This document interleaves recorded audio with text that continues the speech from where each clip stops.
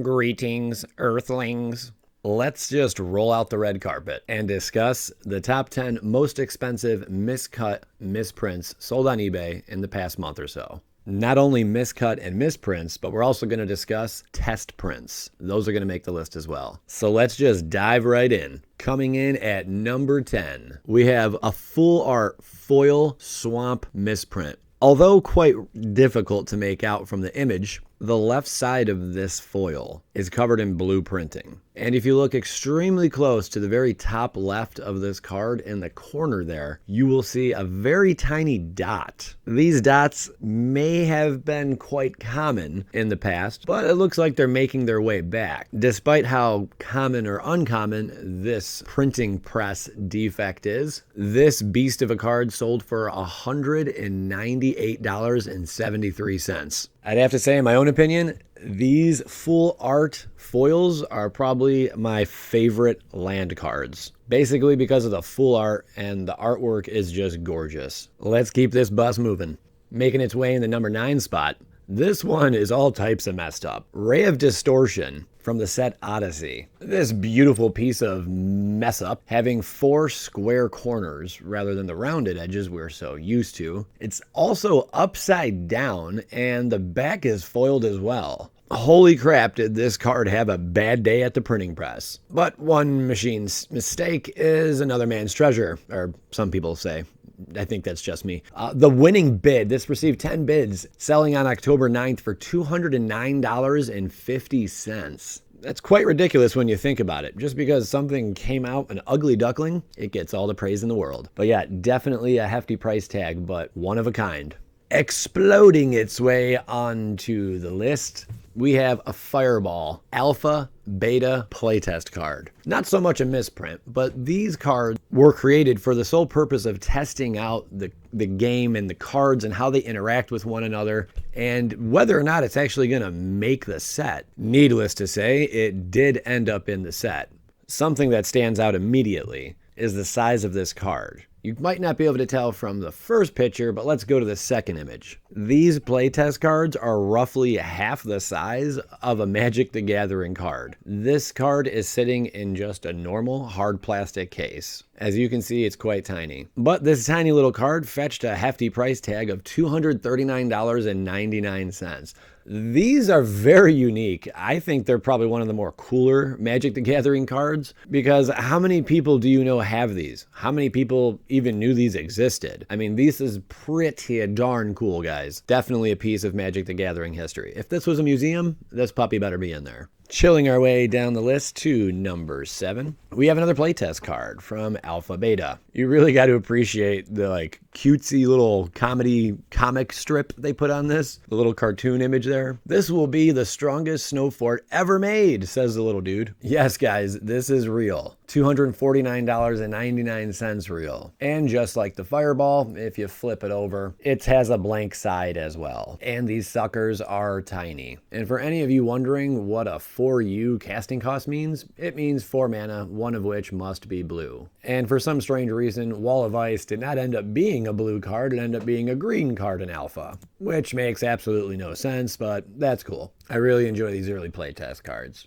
But it's time to jump down to number 6. This card's really unique as well. An Oran Reif the Vastwood double print misprint. It looks like this card was printed Spanish and in English on top of one another. No, you're not seeing double. This is really what's going on here. There is one known sheet from Zendikar that was double printed. The collector decided that he wanted others to share in this coolness and had the sheet cut to match normal Magic the Gathering size. So the miscut, it's really not a well, it is a miscut in its sense, but it's not a factory miscut, or better known as NFC. Regardless, this badass one-of-a-kind Zendikar land ended up fetching a $250 price tag, sold on November 21st. What I find interesting is I go back sometimes and look at prices from cards that are misprinted that sold once before, and I see the same card up there again, and the price has gone up $100. I mean, these things just seem to keep gaining value. Definitely a cool card. Let's move things along and get to number 5 on our list. Number 5 is Static Orb Test Print.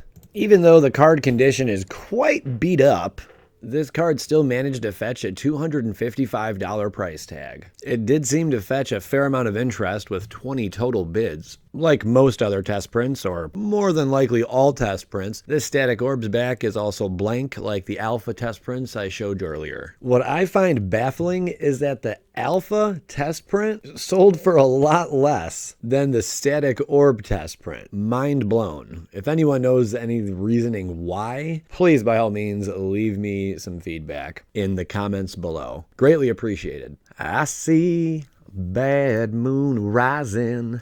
No, it's not a bad moon rising, but it's a blood moon, and it's a $318.99 blood moon. The awesome thing about this card from the dark is this person who sold it is the original owner. He basically mentioned that he had it sitting around, pack fresh, never touched or played with, which is phenomenal.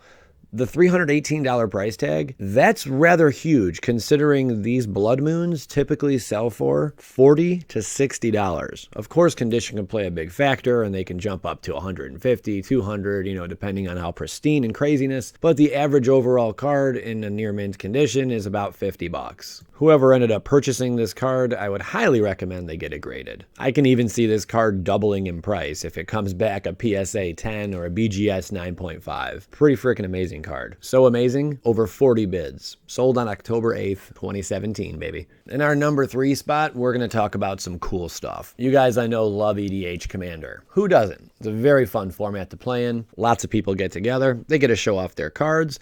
And what better way to show off your cards than to have a complete miscut Arcane Wizardry Commander deck? Now, not on the entire 100 card deck was misprinted, but 97 cards were. The 3 foil mythics are the only ones that are not misprints. This sucker sold for $499. And why not? This is definitely a one-of-a-kind, very unique deck. I could only imagine the excitement on this guy's face as he's opening this up, fresh out the box, to discover 97 misprinted cards. Like, holy crap, that is freaking amazing. If anyone else knows anything more about these kind of misprints, I'd really like to know about it in the comments. Let's jump all the way back to Arabian Nights Ali from Cairo, selling for a total of 500 smackers. This gorgeous card in the same condition, without the unique qualities of this miscut. This card typically fetches in light play condition around $100 to $150. So for this one to smash through 500 is just freaking amazing. That's a little over tripling the value of the card. I hope that puts things into perspective when it comes to the misprint and miscut market. How much money really is out there and how sought after these kind of cards are. Artist, of course, Mark Poole, God among men. Just saying. Shout outs to him. Enough with my second favorite set of all time, Arabian Nights. Let's kick it down. Let's punch through the border wall. Number 1. An impressive $1,699.99. Library of Alexandria. I mean, there is a huge market for faking this sort of thing for obvious reasons because the gains are huge. Very substantial losses, very substantial gains from cards like this. As you can see, most of the right border is absent. The seller made it very clear to put into the description that he bought this before the proliferation of NFCs, aka fake miscuts. And he's claiming this is guaranteed genuine and is not at NFC. It can be very difficult to take someone's word for it, but in certain cases, I mean, you just have to put some faith in people, because if you don't, well, you're going to miss out on something like this. I know there was a card that sold, or you're going to get ripped off a crap ton of money. I know there was a similar card like this sold. I believe it went for around $1,000. I cannot guarantee you it's the exact card, but I know within $100, give or take, it sold for. These cards right now in the same condition are selling for around $700-800, so it basically doubled its value. Mark Poole, you struck gold twice. I wonder how much he got paid as an artist back then. Probably not much, but I guarantee nowadays that guy's making a good living off his artwork. And why the heck not? It is beautiful, iconic, and memorable. That about wraps things up here. I hope you guys enjoyed this top 10 list. If you did, please smash that like button. It really helps out a lot. And if you're not subscribed to Bad Boy MTG, by all means, why the hell not? Go ahead and subscribe. Thanks for watching, and as always, peace, love, and shake a leg. Maybe your own leg. Maybe no one's leg. Yeah, just don't do that last part. Bye, guys.